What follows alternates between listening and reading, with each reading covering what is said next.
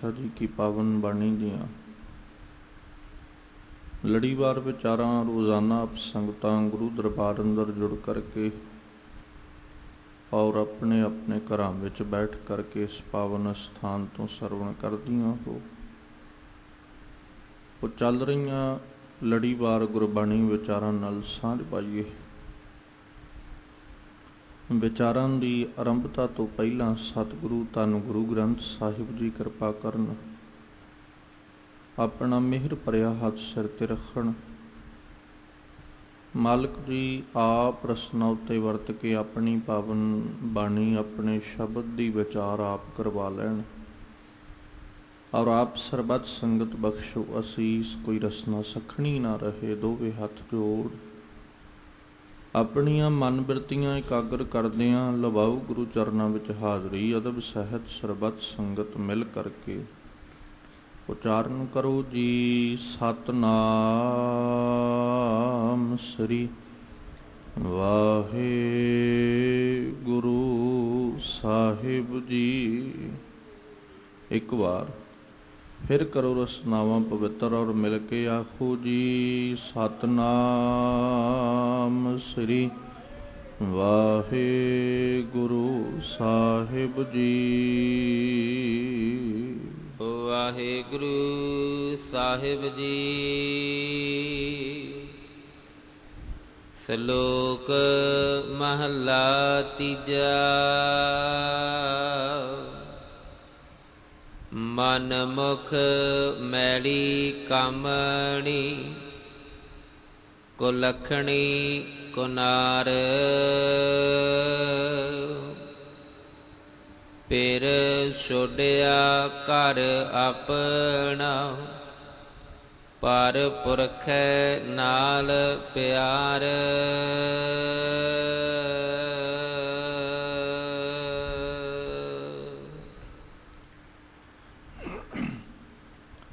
ਜਿਸ ਪਾਵਨ ਸ਼ਬਦ ਦਾ ਪਾਠ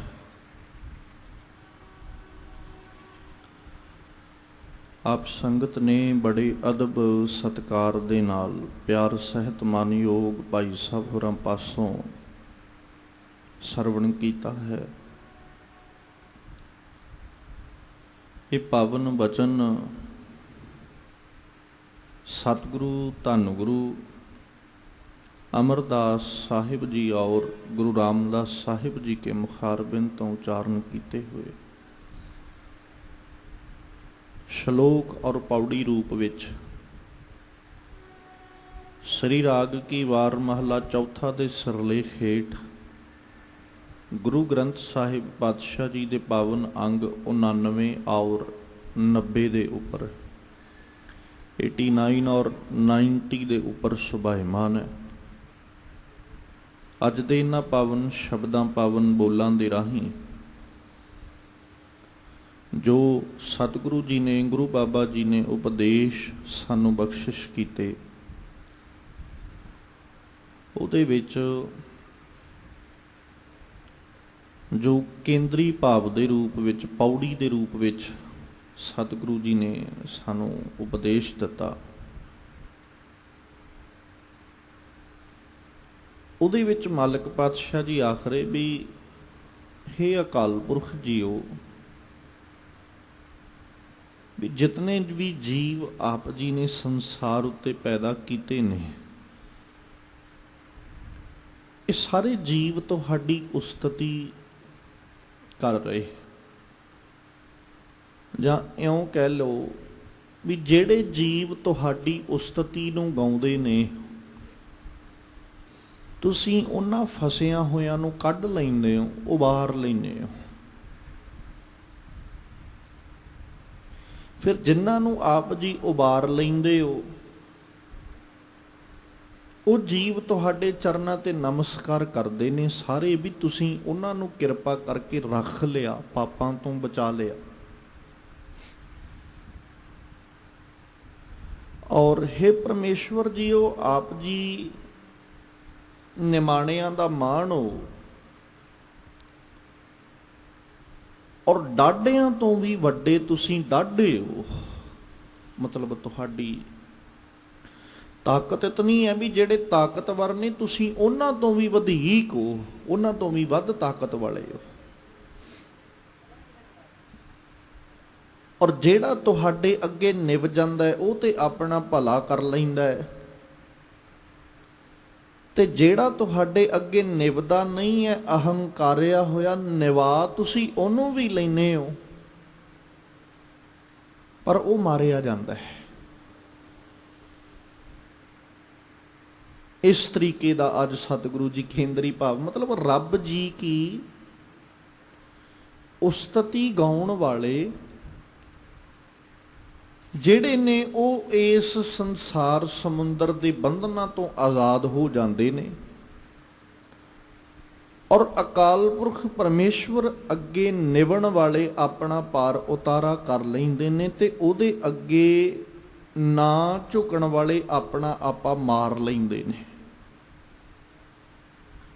ਸਤਿਗੁਰੂ ਜੀ ਨੇ ਸ਼ਲੋਕ ਰੂਪ ਵਿੱਚ ਬਚਨ ਕੀਤੇ, ਮਨਮੁਖ ਮੈਲੀ ਕਾਮਣੀ ਕੁਲੱਖਣੀ ਕੁਨਾਰ।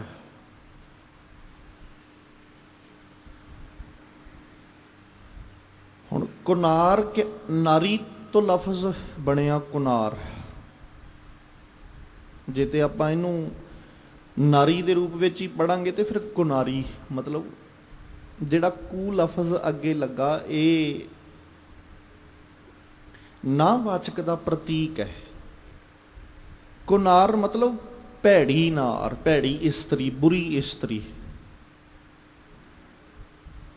ਜਿਵੇਂ ਕੁਲੱਖਣੀ ਆਪਾਂ ਕੱਲ ਦੇ ਦੀਵਾਨਾਂ ਵਿੱਚ ਵੀ ਸਾਂਝੀ ਕੀਤੀ ਸੀ, ਕੁਲੱਖਣੀ ਜਿਹਦੇ ਲੱਛਣ ਮਾੜੇ ਨੇ, ਭੈੜੇ ਲੱਛਣਾਂ ਵਾਲੇ। ਜਦੋਂ ਸੁਲੱਖਣੀ ਲਫ਼ਜ਼ ਬਣ ਜਾਂਦਾ ਹੈ, ਉਹ ਸੱਸਾ ਜਿਹੜਾ ਉਹ ਅੱਗੇ ਚੰਗਿਆਈ ਵਾਸਤੇ ਪ੍ਰਤੀਕ ਹੈ। ਸੁਲੱਖਣੀ ਮਤਲਬ ਸੋਹਣੇ ਲੱਛਣਾਂ ਵਾਲੀ, ਕੁਲੱਖਣੀ ਜਿਹੜੇ ਭੈੜੇ ਗੁਣਾਂ ਵਾਲੀ ਹੈ। ਕਾਮਣੀ, ਕਾਮਣੀ ਤੋਂ ਮਤਲਬ ਹੈ ਇਸਤਰੀ। ਹੁਣ ਇਹਦੇ ਵਿੱਚ ਜਿਹੜਾ ਜ਼ਿਕਰ ਕੀਤਾ ਸਾਹਿਬ ਨੇ, ਕਹਿੰਦੇ ਮਨਮੁਖ ਮੈਲੀ ਕਾਮਣੀ ਕੁਲੱਖਣੀ ਕੁਨਾਰ। ਮਨ ਪਿੱਛੇ ਲੱਗ ਕੇ ਚੱਲਣ ਵਾਲੀ ਜੀਵ ਇਸਤਰੀ ਮੈਲੀ ਹੈ, ਉਹ ਕੁਨਾਰ ਹੈ, ਤੇ ਉਹ ਕੁਲੱਖਣੀ ਹੈ।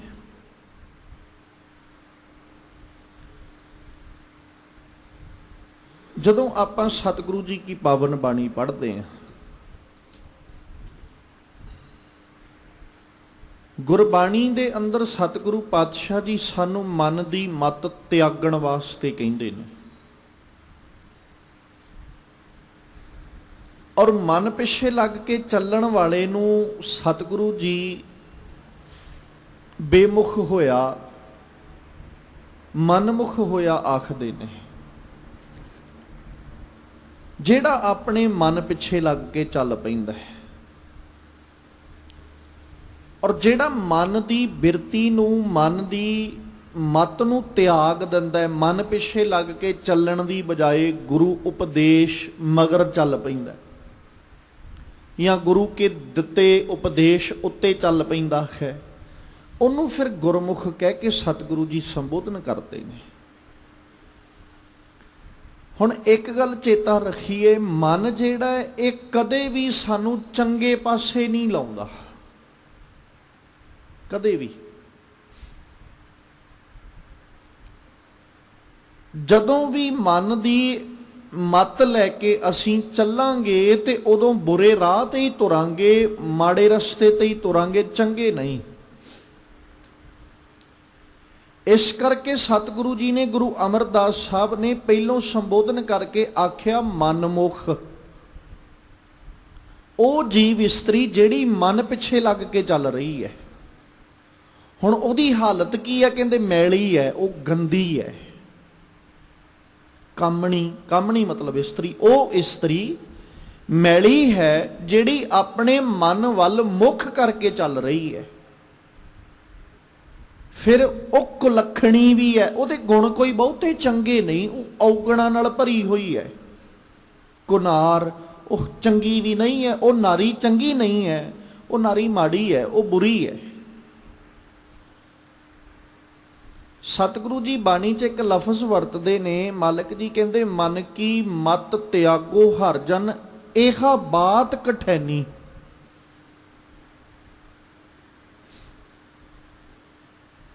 ਹੁਣ ਸਭ ਤੋਂ ਜਿਹੜੀ ਕਠਿਨ ਬਾਤ ਹੈ ਉਹ ਆਪਣੀ ਮਨ ਦੀ ਮੱਤ ਨੂੰ ਛੱਡਣਾ ਹੀ ਹੈ।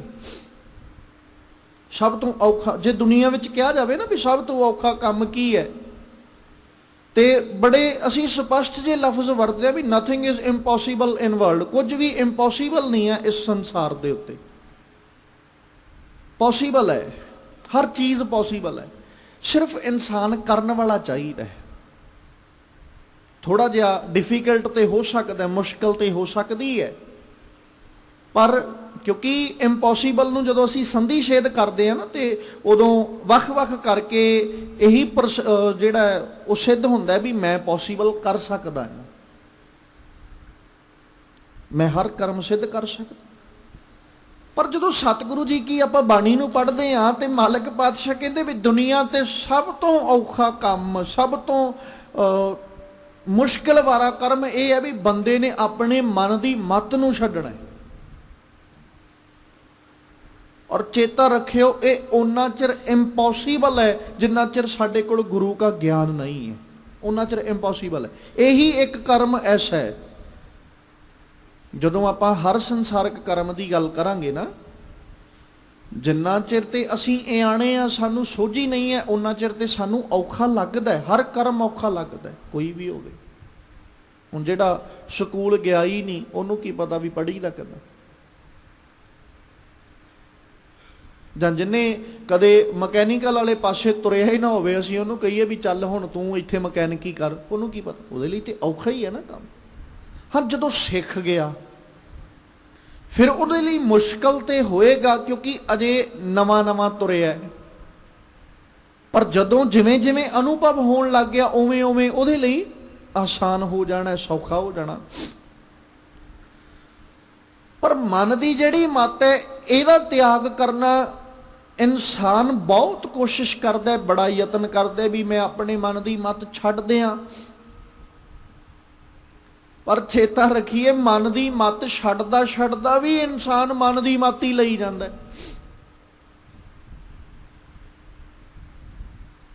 ਮਤਲਬ ਇਹ ਉਹ ਕਰਮ ਹੈ ਵੀ ਕੰਨ ਮੈਂ ਸਿੱਧਾ ਨਹੀਂ ਫੜਨਾ, ਹੱਥ ਘੁਮਾ ਕੇ ਫਿਰ ਕੰਨ ਨੂੰ ਫੜਨਾ, ਉਦਾਂ ਦੀ ਸਿਚੁਏਸ਼ਨ ਹੈ ਆਪਣੇ ਮਨ ਦੀ ਮੱਤ ਨੂੰ ਤਿਆਗਣਾ।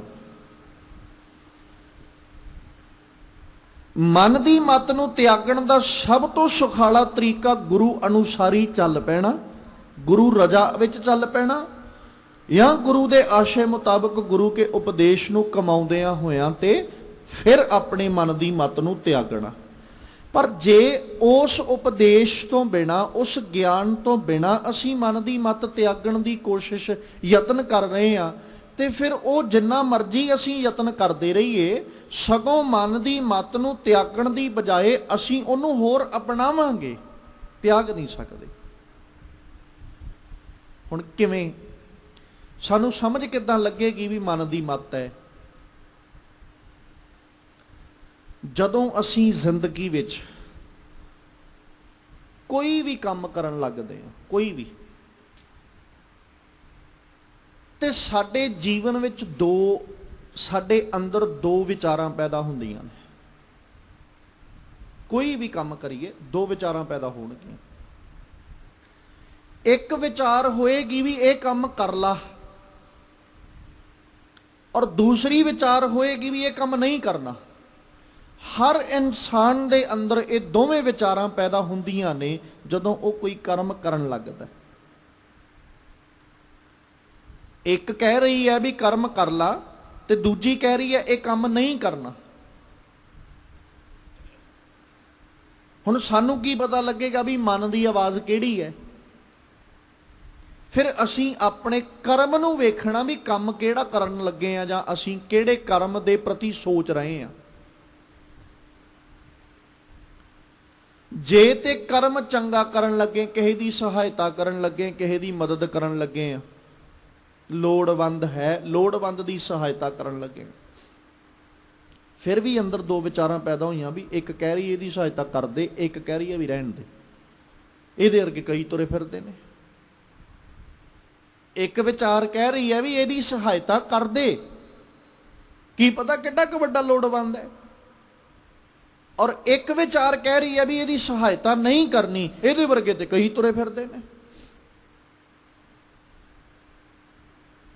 ਫਿਰ ਖਿਆਲ ਰੱਖੀਏ, ਉਹ ਹੁਣ ਕਿਸੇ ਦੀ ਸਹਾਇਤਾ ਕਰਨਾ ਕਰਮ ਬਹੁਤ ਚੰਗਾ ਹੈ, ਬੜਾ ਭਲਾ ਕਰਮ ਹੈ।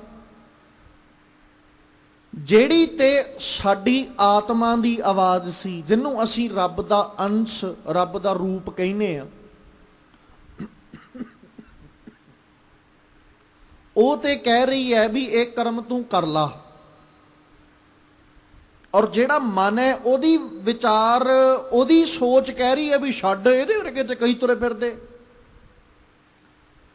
ਹੁਣ ਅਸੀਂ ਕਿਸ ਵਿਚਾਰ ਨੂੰ ਅਪਣਾਇਆ ਹੈ, ਕਿਸ ਵਿਚਾਰ ਉੱਤੇ ਅਸੀਂ ਚੱਲੇ ਆ? ਕੀ ਮੈਂ ਮਨ ਦੀ ਮੱਤ ਮੰਨ ਕੇ ਉਹਦੀ ਸਹਾਇਤਾ ਛੱਡਤੀ, ਜਾਂ ਆਤਮਾ ਦੀ ਆਵਾਜ਼ ਸੁਣ ਕੇ ਮੈਂ ਉਹਦੀ ਮਦਦ ਕੀਤੀ, ਉਹਦੀ ਹੈਲਪ ਕਰ ਦਿੱਤੀ ਹੈ? ਹੁਣ ਰਿਜ਼ਲਟ ਸਾਡੇ, ਅਸੀਂ ਖੁਦ ਆਪ ਇਹ ਚੀਜ਼ਾਂ ਆਪਣੀ ਜ਼ਿੰਦਗੀ ਵਿੱਚ ਪਰਖ ਸਕਦੇ ਹਾਂ ਵੀ ਮੈਂ ਮਨ ਪਾਸੇ ਲੱਗ ਕੇ ਚੱਲਣ ਵਾਲਾ ਜਾਂ ਮੈਂ ਗੁਰੂ ਦੀ ਮੱਤ ਅਨੁਸਾਰੀ ਚੱਲਣ ਵਾਲਾ। ਜੇ ਤੇ ਮੈਂ ਉਹਦੀ ਸਹਾਇਤਾ ਛੱਡਤੀ, ਫਿਰ ਤੇ ਇਹਦੇ 'ਚ ਕੋਈ ਦੋ ਰਾਵਾ ਨਹੀਂ, ਸਾਫ਼ ਸਪਸ਼ਟ ਹੈ ਵੀ ਮੈਂ ਮਨਮੱਤੀ ਹਾਂ, ਮੈਂ ਮਨ ਪਿੱਛੇ ਲੱਗ ਕੇ ਚੱਲਣ ਵਾਲਾ। ਤੇ ਜੇ ਮੈਂ ਉਹਦੀ ਸਹਾਇਤਾ ਕਰ ਦਿੰਦਾ, ਫਿਰ ਕਿਤੇ ਸੋਚ ਸਕਦਾ ਸਾਂ ਵੀ ਮੈਂ ਗੁਰੂ ਦੀ ਮੱਤ ਅਨੁਸਾਰੀ ਚੱਲਿਆ, ਵੀ ਮੇਰੇ ਆਤਮਾ ਨੇ, ਮੇਰੇ ਗੁਰੂ ਨੇ ਉਪਦੇਸ਼ ਦਿੱਤਾ ਸੀ ਵੀ ਲੋੜਵੰਦ ਦੀ ਸਹਾਇਤਾ ਕਰਨੀ ਹੈ, ਮੈਂ ਮਦਦ ਕੀਤੀ ਹੈ। ਹੁਣ ਸਾਹਿਬ ਜੀ ਕਹਿੰਦੇ ਮਨ ਪਿੱਛੇ ਲੱਗ ਕੇ ਚੱਲਣ ਵਾਲਾ ਕੀ ਕਰੇਗਾ? ਮੈਲੇ ਕਰਮ। ਮਨ ਨੇ ਕਿਸ ਪਾਸੇ ਲੈ ਕੇ ਜਾਣਾ? ਵੇਖੋ, ਅਕਸਰ ਆਪ ਜੀ ਅੱਗੇ ਇਹ ਵਿਚਾਰ ਸਾਂਝੀ ਕਰੀਦੀ ਹੈ, ਮਨੁੱਖ ਕੋਈ ਵੀ ਕੰਮ ਐਸਾ ਨਹੀਂ ਜਿਹੜਾ ਆਪਣੇ ਮਨ ਦੀ ਮਰਜ਼ੀ ਤੋਂ ਬਿਨਾਂ ਕਰਦਾ ਹੋਵੇ। ਖਾਣ ਲੱਗਿਆ ਕੀ ਖਾਂਦਾ ਹੈ? ਜੋ ਮਨ ਕਹਿੰਦਾ ਹੈ। ਜੇ ਇਹਨੂੰ ਖਾਂਦੇ ਨੂੰ ਕੋਈ ਵੇਖ ਲਵੇ ਤੇ ਪੁੱਛ ਲਵੇ ਵੀ ਅੱਜ ਆਹ ਕਿਉਂ ਖਾ ਰਹੇ ਹੈ? ਮੇਰਾ ਮਨ ਕਰਦਾ ਸੀ। ਕਿਸੇ ਥਾਂ ਉੱਤੇ ਚੱਲ ਜਾਣ ਲੱਗਾ, ਕੀ ਕਹਿੰਦਾ? ਅੱਜ ਮੈਂ ਉਹ ਥਾਂ ਜਾਣਾ ਹੈ, ਕਿਉਂ? ਮੇਰਾ ਮਨ ਕਰ ਰਿਹਾ।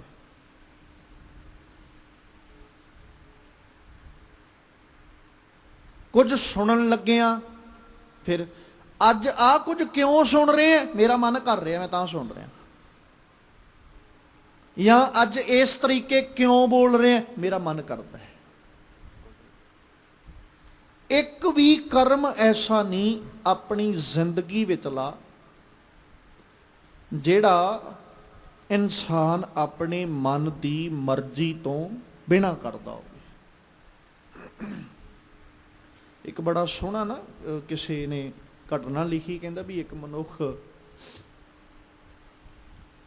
ਬਗੀਚੇ ਵਿੱਚ ਗਿਆ, ਬਾਗ 'ਚ ਗਿਆ,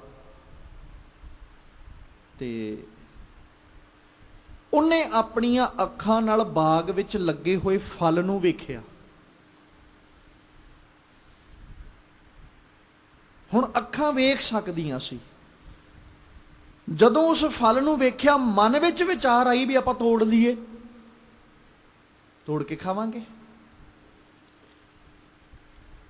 ਹੁਣ ਅੱਖਾਂ ਨੇ ਵੇਖਿਆ, ਅੱਖਾਂ ਚੱਲ ਕੇ ਨਹੀਂ ਜਾ ਸਕਦੀਆਂ। ਅੱਖਾਂ ਨੇ ਵੇਖਣ ਤੋਂ ਬਾਅਦ ਚ ਮਨ ਨੂੰ ਇਤਲਾਹ ਕੀਤਾ, ਮਨ ਨੇ ਲੱਤਾਂ ਨੂੰ ਕਮਾਂਡ ਦਿੱਤੀ ਵੀ ਚੱਲ। ਪੈਰ ਚੱਲ ਪਏ ਉਧਰ ਨੂੰ, ਉੱਥੇ ਪਹੁੰਚ ਗਏ। ਹੁਣ ਪੈਰਾਂ ਨੇ ਤੋੜਨਾ ਨਹੀਂ ਸੀ ਫਲ, ਪੈਰਾਂ ਨੇ ਆਪਣਾ ਕਰਮ ਕਰ ਲਿਆ। ਉਹ ਤੋਂ ਬਾਅਦ ਚ ਮਨ ਨੇ ਕਮਾਂਡ ਦਿੱਤੀ ਹੱਥਾਂ ਨੂੰ ਵੀ ਚੱਕ ਤਾਂ ਨੂੰ ਫਲ ਤੋੜ। ਉਹ ਹੱਥਾਂ ਨੇ ਫਲ ਤੋੜ ਲਿਆ। ਹੁਣ ਹੱਥ ਖਾ ਨਹੀਂ ਸਕਦੇ। ਹੱਥਾਂ ਨੇ ਆਪਣਾ ਕੰਮ ਨਿਬੇੜ ਲਿਆ। ਮਨ ਨੇ ਫੇਰ ਕਮਾਂਡ ਦਿੱਤੀ ਮੂੰਹ ਨੂੰ, ਮੁੱਖ ਨੂੰ ਵੀ ਹੁਣ ਇਹਨਾਂ ਨੂੰ ਖਾ, ਜਿਹੜਾ ਫਲ ਤੋੜਿਆ ਇਹਨੂੰ ਖਾ ਲਾ। ਉਹ ਖਾ ਲਿਆ। ਹੱਥ ਵੀ ਮੈਲੇ ਹੋ ਗਏ, ਪੈਰ ਵੀ ਮੈਲੇ ਹੋ ਗਏ, ਖਾਣ ਵਾਲਾ ਮੂੰਹ ਵੀ ਮੈਲਾ ਹੋ ਗਿਆ, ਵੇਖਣ ਵਾਲੀਆਂ ਅੱਖਾਂ ਵੀ ਮੈਲੀਆਂ ਹੋ ਗਈਆਂ। ਕਿਹਦੇ ਕਰਕੇ? ਸਿਰਫ ਮਨ ਕਰਕੇ। मन की विचार करके। इन्ने नूं वो जिहड़ा बगीचे का मालक सी, माली सी, वो आ गया, उन्हें लिया वेख, उन्हें पालिया, उन्हें फड़ के हुण सज़ा दिती। जदों सज़ा मिली, तकलीफ हुई, दुख होया, पानी अखां चों निकलदा है। सब तो पहले दोष किहदा सी? अखां दा। फल वेख्या ते अखां ही नहीं सी ना। हुण सज़ा मन नूं नहीं मिली, मन दा की गया? जे नीर विया ते अखां चों, तकलीफ हुई शरीर नूं, बॉडी नूं, मन दा ते कुछ भी नहीं गया। पर मन ने गुनाहगार बनाता। मन ने गुनाहगार बनाता भी मैं बेगाना हक मार के अज खाण लगा, खाधा है, ते उस बेगाने हक नूं खाण नाल आ सज़ा मिली है। हुण मन दा ते शरीर मन दा की विगाड़ लेगा? तन साडा साडे मन दा कुछ विगाड़ सकदा?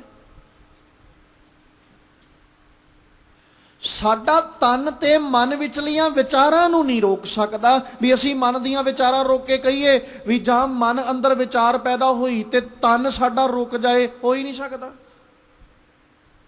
सानू ते उहदे अनुसार ही चलना पैंदा है। जिवें मन कह दिंदा है उवें शरीर भज्जिया फिरदा है, काया भज्जी। ते मालक कहंदे मन मुख मैली। चेता रख सज्जणा, जिन्ना चिर मन पिछे लग के चलेगा ना, हे जीव इस्त्रीए, मन पिछे लग के चलण वाली मत कदे भी चंगी नहीं होंदी। मैल खट्टी है। हुण फिर कुलखणी, हुण जेड़े लक्षण मन ने करने ने उही तन करेगा। ते जे मन पिछे लग के जीव इस्त्री चल रही है, उहदे लक्षण चंगे किवें हो जाणगे? कुलखणी है उते, क्योंकि मन पिछे लग के चल रही।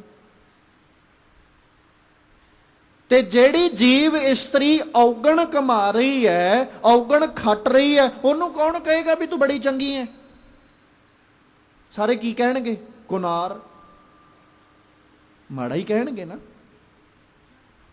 हुण मालक जी ने इत्थे दसिया भी किस तरीके जीव इस्त्री माड़ी है, किस तरीके जीव इस्त्री बुरी है। साहिब जी कहंदे मन मुख मैली कामणी, कुलखणी कुनार, ओदी कुनारी होण दा, ओदे माड़े लक्षणां दा सब तो पहला साहिब जी ने जिक्र करदे आख्या, कहंदे फिर छोड़िया घर अपना। उन्हें अपना खसम छड्डता, अपना घर छड्डता। पर पुरखे नाल प्यार, जे ते अखरी अर्थ करांगे ते अखरी अर्थ यही कह रहे भी अपना खसम छड्डता, अपना घर छड्डता। अपना घर छड्ड के पराए पुरुष नाल ओ प्रेम बना के बैठी है। अखरी अर्थ इस शब्द दे इहो कह रहे। मन दी मत हुण की कर रही है? अपने खसम नूं छड्ड के बैठी है। खसम परमेश्वर कह लो, गुरु कह लो।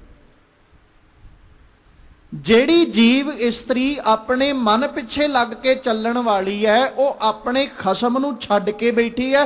पराए दे नाल उन्हें प्रेम पाया। पराया कौन है? रब दी बनाई हुई सारी कुदरत, जिन्हों असीं माया कह सकते हैं, या संसारक पदार्थ, या संसार कह सकते हैं, क्योंकि पुरुष की गल है ना। तो संसार की है? पुरुष। ये जीव इस्त्री ने अपना परमेश्वर रूपी खसम छड्ड के, गुरु रूपी खसम छड्ड के संसार रूपी खसम नाल प्रेम बनाया होया है। ते ये की सिद्ध कर रहा? मनमुख मैली कामणी, कुलखणी कुनार, आ सिद्ध कर रहे। किसे दे चेहरे उत्ते नहीं लिखिया कि वह बुरा है, किसे दे चेहरे उत्ते नहीं लिखिया कि वह भला है। कित्थों सिद्ध हुंदा है? कर्मां तो। जे कोई माड़े कर्म करे ते की है? माड़ा। जे कोई चंगे कर्म करे ते की है? चंगा। ਹੁਣ ਜਿਹੜੀ ਜੀਵ ਇਸਤਰੀ ਮਨ ਪਿੱਛੇ ਲੱਗ ਕੇ ਮੈਲੇ ਕਰਮ ਕਰ ਰਹੀ ਹੈ, ਭੈੜੇ ਕਰਮ ਕਮਾ ਰਹੀ ਹੈ, ਉਹਨੂੰ ਕੀ ਆਖਿਆ ਜਾਏਗਾ? ਮਾੜਾ ਹੀ ਕਿਹਾ ਜਾਏਗਾ ਨਾ, ਕਿਉਂਕਿ ਉਹਦੇ ਕਰਮ ਮਾੜੇ ਨੇ। ਤੇ ਉਹਦਾ ਸਭ ਤੋਂ ਵੱਡਾ ਮਾੜਾ ਕਰਮ ਇਹ ਹੈ ਕਿ ਉਹਨੇ ਖਸਮ ਪਰਮੇਸ਼ਵਰ ਛੱਡ ਕੇ ਸੰਸਾਰ ਨਾਲ ਪ੍ਰੇਮ ਬਣਾਇਆ ਹੋਇਆ, ਸੰਸਾਰਿਕ ਵਸਤੂਆਂ ਨਾਲ ਮੋਹ ਜੋੜ ਕੇ ਬੈਠੀ ਹੈ ਉਹ। ਤੇ ਸਾਹਿਬ ਜੀ ਆਖਦੇ, ਕਹਿੰਦੇ ਇਸ ਲਈ ਇਹ ਜੀਵ ਇਸਤਰੀ ਆਪਣੇ ਕਰਮਾਂ ਕਰਕੇ ਹੀ ਆਪਣੇ ਮਨ ਪਿੱਛੇ ਲੱਗ ਕੇ ਆਪਣੀ ਜ਼ਿੰਦਗੀ ਦੇ ਵਿੱਚ ਇਹ ਮੈਲ ਖੱਟਦੀ ਹੋਈ ਆਪਣੇ ਆਪ ਨੂੰ ਚੰਗਾ ਨਹੀਂ ਬਣਾ ਸਕੀ। ਤ੍ਰਿਸ਼ਨਾ ਕਦੇ ਨਾ ਚੁਕਈ, ਜਲਦੀ ਕਰੇ ਪੁਕਾਰ। ਨਾਨਕ ਬਿਨ ਨਾਵੈ ਕਰੂਪ ਕੁਸੋਹਣੀ, ਪਰ ਹਰ ਛੋਡੀ ਪਤਾਰ। ਫਿਰ ਕਹਿੰਦੇ ਹੁਣ ਜਿਹੜੀ ਜੀਵ ਇਸਤਰੀ ਨੇ ਆਪਣੇ ਖਸਮ ਨੂੰ ਛੱਡ ਕੇ ਪਰਮੇਸ਼ਵਰ ਨੂੰ ਛੱਡ ਕੇ ਸੰਸਾਰ ਨਾਲ ਮੋਹ ਬਣਾਇਆ, ਉਹਦੀ ਹਾਲਤ ਸਾਹਿਬ ਨੇ ਬਿਆਨ ਕੀਤੀ। ਉਹਦੀ ਹਾਲਤ ਬਿਆਨ ਕਰਦਿਆਂ ਮਾਲਕ ਕਹਿੰਦੇ ਉਹਦੀ ਜ਼ਿੰਦਗੀ ਵਿੱਚੋਂ ਕਦੇ ਲਾਲਸਾ ਨਹੀਂ ਮੁੱਕਦੀ। ਤ੍ਰਿਸ਼ਨਾ, ਤ੍ਰਿਸ਼ਨਾ ਮਤਲਬ ਲਾਲਸਾ। ਉਹ ਜੀਵ ਇਸਤਰੀ ਦੀ ਜ਼ਿੰਦਗੀ ਵਿੱਚੋਂ ਕਦੇ ਲਾਲਸਾ ਨਹੀਂ ਮੁੱਕਦੀ, ਉਹ ਤ੍ਰਿਸ਼ਨਾ ਦੇ ਅਧੀਨ ਰਹਿੰਦੀ ਹੈ। ਤ੍ਰਿਸ਼ਨਾ ਕਦੇ ਨਾ ਚੁਕਈ। ਹੁਣ ਤ੍ਰਿਸ਼ਨਾ ਹੈ ਕੀ? ਅੱਗ। ਤੇ ਜਿਹੜੀ ਜੀਵ ਇਸਤਰੀ ਅੱਗ ਦੇ ਵਿੱਚ ਹੋਵੇ ਉਹਨੂੰ ਕੀ ਕਹਾਂਗੇ? ਵੀ ਇਹ ਤੇ ਜਲ ਰਹੀ ਹੈ, ਸੜ ਰਹੀ ਹੈ। ਤੇ ਮਾਲਕ ਕਹਿੰਦੇ ਉਸ ਜੀਵ ਇਸਤਰੀ ਦੀ ਜ਼ਿੰਦਗੀ ਵਿੱਚੋਂ ਕਦੇ ਤ੍ਰਿਸ਼ਨਾ ਦੀ ਅੱਗ ਬੁਝਦੀ ਨਹੀਂ, ਫਿਰ ਉਹ ਤ੍ਰਿਸ਼ਨਾ ਦੀ ਲਾਲਸਾ ਦੀ ਅੱਗ ਵਿੱਚ ਸੜਦੀ ਹੈ। ਤੇ ਸੜਦੀ ਹੋਈ ਕੀ ਕਰਦੀ? ਜੇ ਕਿਸੇ ਬੰਦੇ ਨੂੰ ਅੱਗ ਲੱਗ ਜਾਏ ਸਰੀਰਕ ਤੌਰ ਉੱਤੇ ਤੇ ਉਹ ਕੀ ਕਰਦਾ? ਚੀਕ ਝਿਹਾੜਾ ਪਾ ਉੱਠਦਾ ਵੀ ਬਚਾ ਲਓ ਮੈਨੂੰ, ਸੜਦਾ ਹੋਇਆ ਪੁਕਾਰ ਹੀ ਕਰਦਾ ਹੈ ਨਾ। ਤੇ ਮਾਲਕ ਕਹਿੰਦੇ ਹੁਣ ਇਹ ਮੈਲੀ ਕਾਮਣੀ ਜਿਹੜੀ ਹੈ ਨਾ, ਇਹ ਤ੍ਰਿਸ਼ਨਾ ਵਿੱਚ ਲਾਲਸਾ ਵਿੱਚ ਸੜ ਰਹੀ, ਤੇ ਸੜਦੀ ਹੋਈ ਕੀ ਕਰ ਰਹੀ? ਜਲਦੀ ਕਰੇ ਪੁਕਾਰ, ਪੁਕਾਰਦੀ ਹੈ ਹੁਣ ਵੀ ਮੈਨੂੰ ਬਚਾ ਲਓ।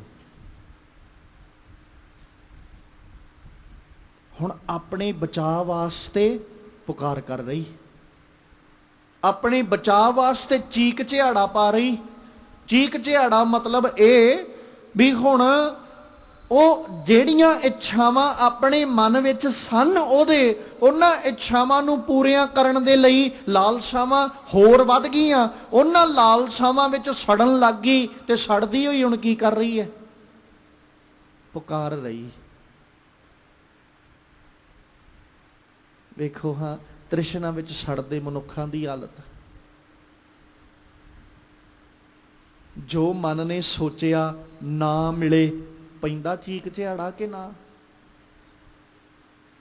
ਜੋ ਮਨ ਨੇ ਇੱਛਾ ਰੱਖੀ ਸੀ ਉਹ ਭਾਵਨਾ ਨਾ ਪੂਰੀ ਹੋਵੇ, ਕੁਰਲਾ ਉੱਠਦਾ ਮਨੁੱਖ। ਜਿਹੜੀ ਲਾਲਸਾ ਮਨ ਨੇ ਰੱਖੀ ਸੀ ਉਹ ਲਾਲਸਾ ਜਦੋਂ ਪੂਰੀ ਨਾ ਹੋਈ, ਉਸ ਲਾਲਸਾ ਮੁਤਾਬਕ ਵਸਤੂਆਂ ਪਦਾਰਥ ਨਾ ਮਿਲੇ ਤੇ ਕੀ ਹੁੰਦਾ? ਸਾਹਿਬ ਨੇ ਆਖਿਆ, ਕਹਿੰਦੇ ਫਿਰ ਇਹ ਜੀਵ ਇਸਤਰੀ ਸੜਦੀ ਹੋਈ ਪੁਕਾਰ ਕਰਦੀ ਹੈ। ਨਾਨਕ ਬਿਨ ਨਾਵੈ, ਹੇ ਨਾਨਕ ਜੀਓ ਨਾਮ ਤੋਂ ਬਿਨਾ ਕਰੂਪ, ਤੇਰੀ ਕਰੂਪਤਾ ਦਾ ਸਭ ਤੋਂ ਵੱਡਾ ਕਾਰਨ ਸੀ ਤੇਰੇ ਕੋਲ ਰੱਬੀ ਚਿੰਤਨ ਨਹੀਂ ਹੈ, ਰੱਬੀ ਯਾਦ ਨਹੀਂ ਹੈ ਤੇਰੇ ਕੋਲ, ਤੇਰਾ ਖਸਮ ਤੈਨੂੰ ਉਹ ਚੇਤੇ ਨਹੀਂ ਹੈ। ਕੁਸੋਹਣੀ, ਤੇਰਾ ਸੁਹੱਪਣ ਵੀ ਖਤਮ ਹੋ ਗਿਆ ਕਿਉਂਕਿ ਤੇਰੇ ਕੋਲ ਤੇਰਾ ਮਾਲਕ ਨਹੀਂ ਹੈ। ਪਰ ਹਰ ਛੋਡੀ ਪਤਾਰ, ਕਿਉਂਕਿ ਤੇਰੇ ਪਤਾਰ ਨੇ ਵੀ ਤੈਨੂੰ ਛੱਡਤਾ, ਇਸ ਕਰਕੇ ਤੂੰ ਕੁਸੋਹਣੀ ਤੇ ਕਰੂਪ ਹੈ। ਪਤਾਰ ਮਤਲਬ ਖਸਮ, ਮਾਲਕ। ਪਰ ਹਰ ਮਤਲਬ ਛੱਡ ਦੇਣਾ, ਤਿਆਗ ਦੇਣਾ, ਦੂਰ ਕਰਕੇ ਉਹਨੂੰ ਛੱਡਤਾ। ਜਿਹੜੀ ਜੀਵ ਇਸਤਰੀ ਨੇ ਪਰਮੇਸ਼ਵਰ ਨੂੰ ਭੁਲਾ ਦਿੱਤਾ ਹੈ, ਸੰਸਾਰ ਨਾਲ ਮੋਹ ਪਾ ਲਿਆ, ਉਹ ਪਰਮੇਸ਼ਵਰ ਵੱਲੋਂ ਚਲੀ ਗਈ, ਛੱਡਤੀ ਪਰਮੇਸ਼ਵਰ ਵੱਲੋਂ। ਜਦੋਂ ਪਰਮੇਸ਼ਵਰ ਵੱਲੋਂ ਉਹਨੂੰ ਤਿਆਗ ਦਿੱਤਾ ਗਿਆ ਤੇ ਹੁਣ ਸਾਹਿਬ ਕਹਿੰਦੇ ਉਹ ਜੀਵ ਇਸਤਰੀ ਕਰੂਪ ਬਣ ਗਈ, ਕੁਸੋਹਣੀ ਬਣ ਗਈ। ਔਰ ਚੇਤਾ ਰੱਖੋ, ਸੰਸਾਰਕ ਤੌਰ ਤੇ ਵੀ ਇਸ ਗੱਲ ਨੂੰ ਜਦੋਂ ਆਪਾਂ ਵੇਖਾਂਗੇ ਨਾ, ਜਦੋਂ ਇੱਕ ਔਰਤ ਨੂੰ ਉਹਦਾ ਪਤੀ, ਇਸਤਰੀ ਨੂੰ ਉਹਦਾ ਪਤੀ ਤਿਆਗ ਦੇ, ਛੱਡ ਦੇ,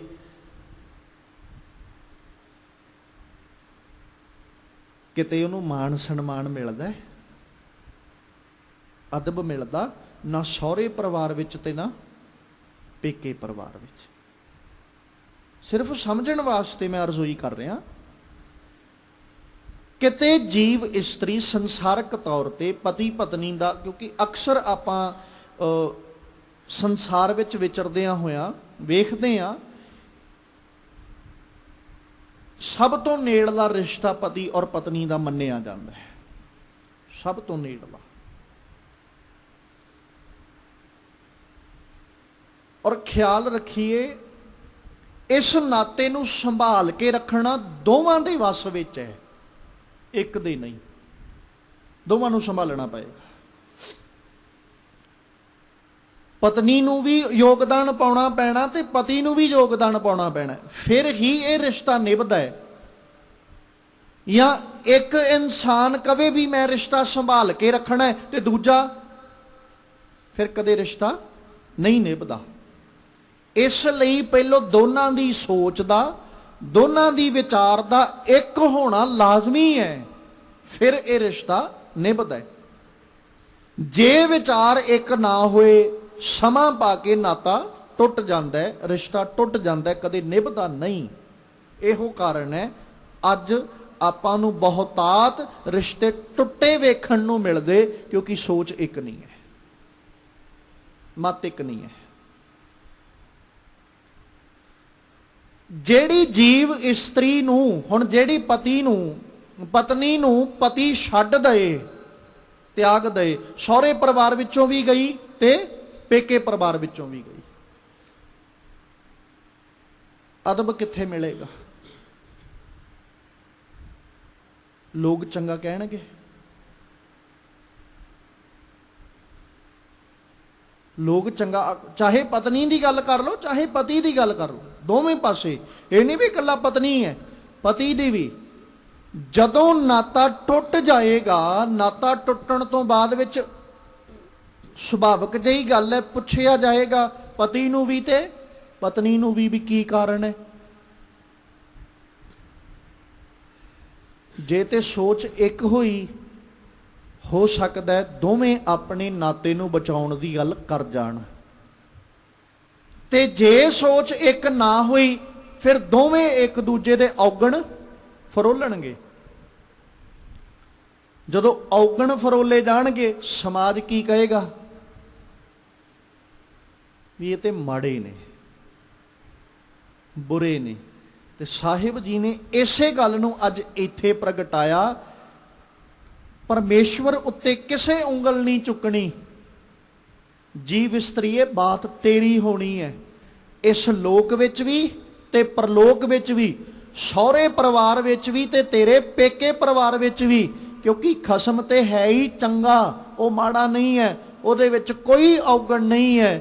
ਤੇ ਜੀਵ ਇਸਤਰੀਏ ਇਸ ਕਰਕੇ ਕੋਸ਼ਿਸ਼ ਕਰ ਕਿ ਆਪਣੇ ਖਸਮ ਪਰਮੇਸ਼ਵਰ ਨਾਲ ਆਪਣਾ ਪ੍ਰੇਮ ਬਣਾ ਕੇ ਰੱਖ, ਤਾਂ ਜੋ ਉਹ ਤੇਰੇ ਔਗਣਾਂ ਤੇ ਪਰਦਾ ਪਾਈ ਰੱਖੇ।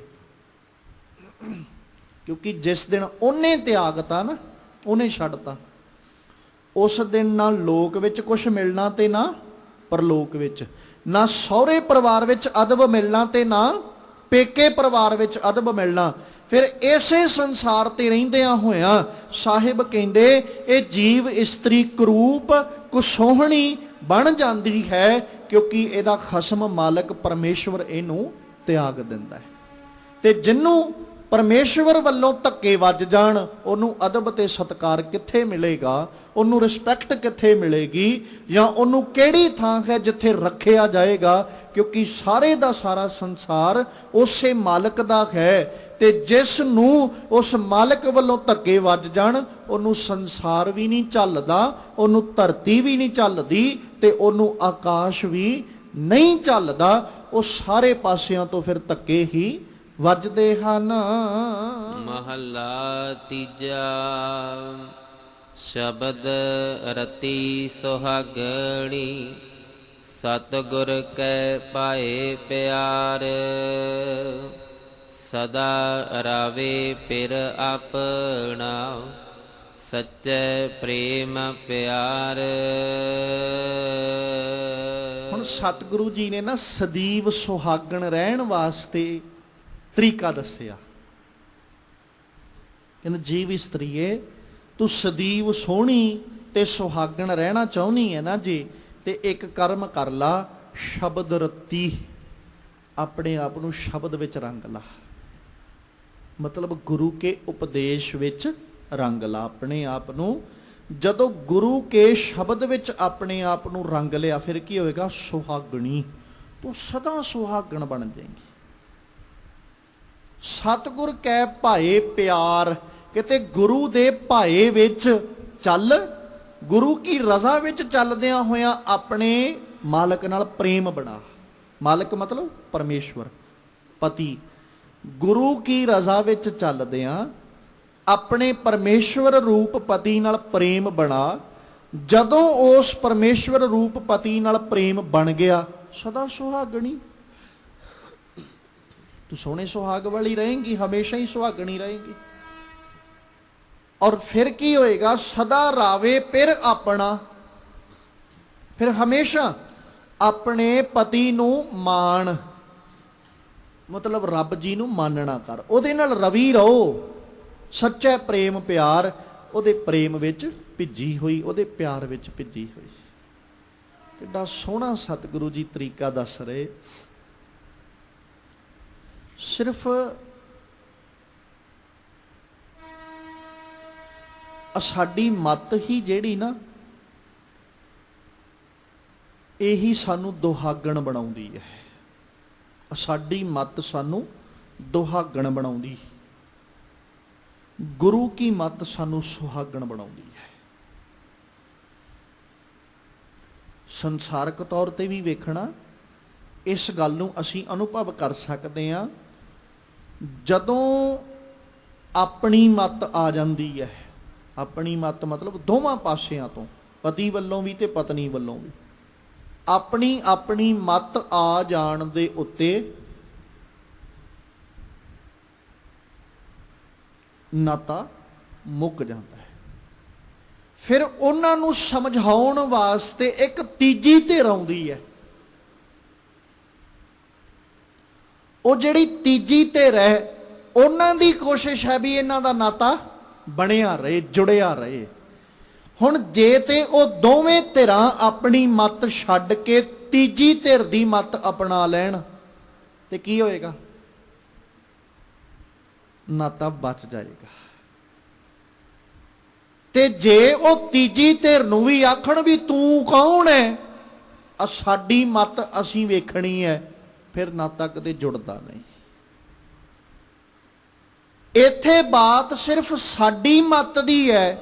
ਸਾਡਾ ਪਰਮੇਸ਼ਵਰ ਰੂਪ ਪਤੀ ਕਦੇ ਵੀ ਨਹੀਂ ਚਾਹੁੰਦਾ ਕਿ ਸਾਡਾ ਨਾਤਾ ਉਹਦੇ ਨਾਲ ਨਾ ਬਣੇ, ਪਰ ਅਸੀਂ ਆਪਣੀ ਮੱਤ ਰੱਖੀ ਹੋਈ ਹੈ ਵੀ ਮੈਂ ਉਹਦੇ ਨਾਲ ਸੰਬੰਧ ਨਹੀਂ ਰੱਖਣਾ, ਜਾਂ ਅਸੀਂ ਕਰਮ ਏਦਾਂ ਦੇ ਕਰ ਰਹੇ ਆ, ਸਾਡੇ ਜੀਵਨ ਵਿਚਲੇ ਗੁਣ ਏਦਾਂ ਦੇ ਨੇ ਜਿਨ੍ਹਾਂ ਨੂੰ ਅਸੀਂ ਔਗਣ, ਭੈੜੇ ਗੁਣ ਸਾਡੇ ਜੀਵਨ ਵਿੱਚ ਏਦਾਂ ਦੇ ਨੇ ਜਿਹੜੇ ਸਾਡਾ ਨਾਤਾ ਉਹਦੇ ਨਾਲੋਂ ਤੋੜ ਦਿੰਦੇ ਨੇ, ਤੇ ਸਾਡੀ ਉਹਦੇ ਨਾਲੋਂ ਦੂਰੀ ਬਣ ਜਾਂਦੀ ਹੈ।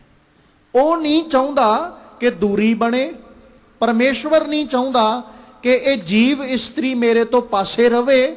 ਰੱਬ ਜੀ ਤੇ ਸਦੀਵ ਆਪਣੇ ਨਾਲ ਰੱਖਦੇ ਨੇ, ਪਰ ਇਹ ਜੀਵ ਇਸਤਰੀ ਆਪਣੀ ਮੱਤ ਲੈ ਕੇ ਆਪਣੇ ਕਰਮਾਂ ਦੇ ਆਧਾਰ ਤੇ ਇਹ ਗੱਲ ਆਖਦੀ ਹੈ ਕਿ ਮੈਂ ਰੱਬ ਨਾਲ ਨਹੀਂ ਰਹਿਣਾ।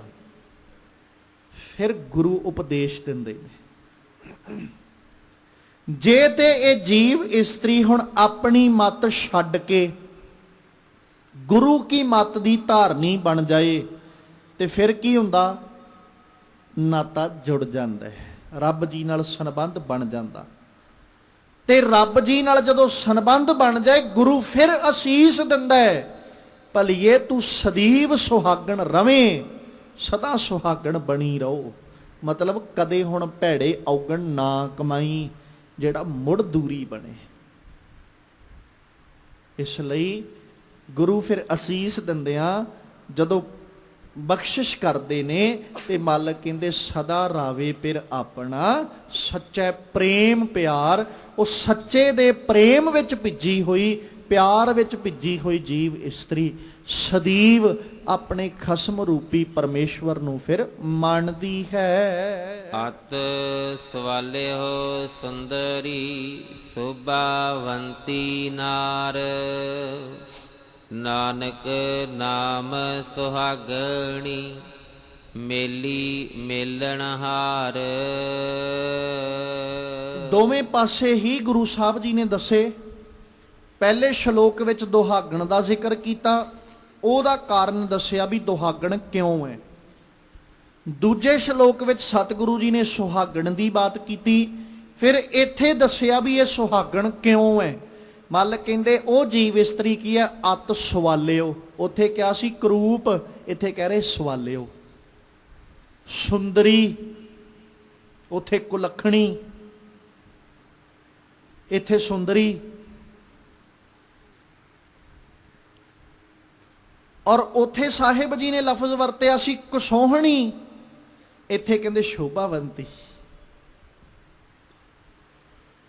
ਉੱਥੇ ਕਰੂਪਤਾ, ਕੁਲੱਛਣ ਤੇ ਕੁਸੋਹਣੀ ਦਾ ਕਾਰਨ ਸੀ ਆਪਣੇ ਖਸਮ ਨੂੰ ਛੱਡ ਦੇਣਾ।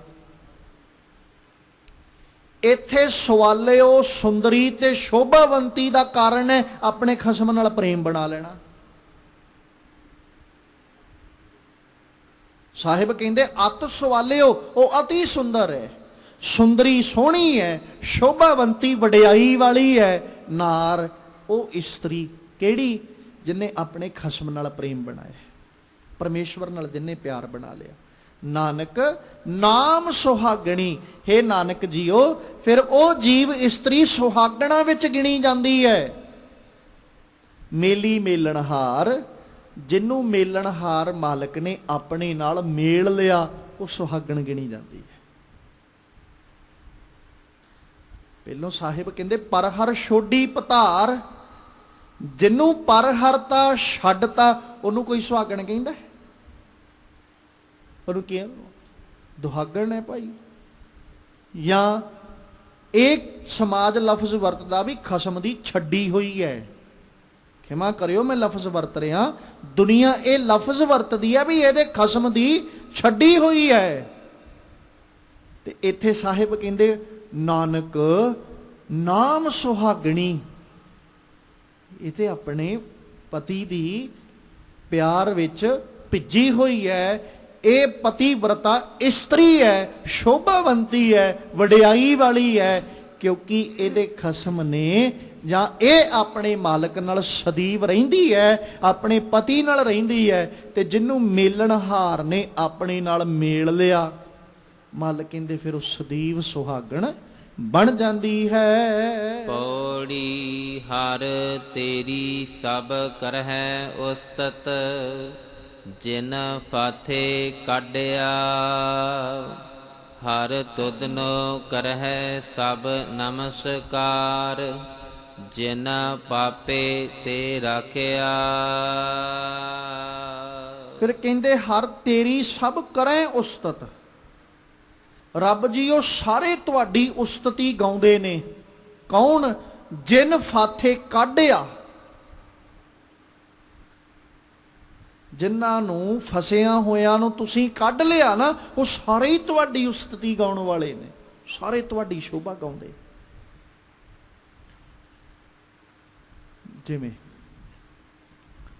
ਕੋਈ ਬੰਦਾ ਕਿਸੇ ਮੁਸ਼ਕਲ ਵਿੱਚ ਫਸਿਆ ਹੋਵੇ,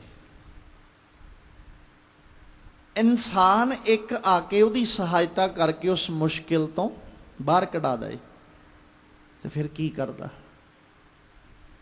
ਸਾਰੀ ਜ਼ਿੰਦਗੀ ਕਹਿੰਦਾ ਮੈਂ ਤੁਹਾਡਾ ਅਹਿਸਾਨ ਭੁੱਲ ਨਹੀਂ ਸਕਦਾ, ਤੁਸੀਂ ਇਸ ਮੁਸ਼ਕਲ ਵਿੱਚ ਮੇਰੀ ਸਹਾਇਤਾ ਕੀਤੀ।